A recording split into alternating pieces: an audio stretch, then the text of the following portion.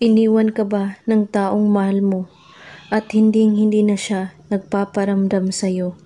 Kahit text lang man o tawag at binaliwala ka lang ba niya?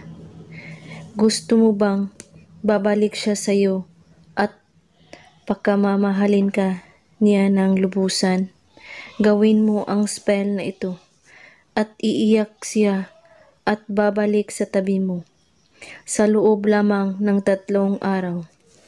Mga kailangan mo sa ritual na ito: tubig ng niyog, asin, at suka.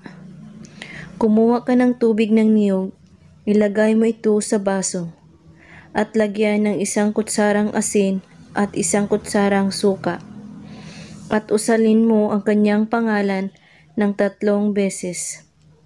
At haluin mo itong mabuti. At pagkatapos, hawakan ang baso sa 2 mong kamay. At iisipin mo siyang mabuti.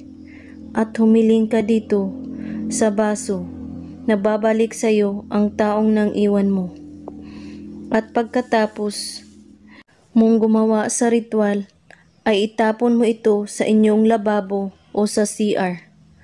At pakakaisipan ka niya araw at gabi, at sa loob lamang ng 3 araw ay babalik siya sa iyo sa tabi mo.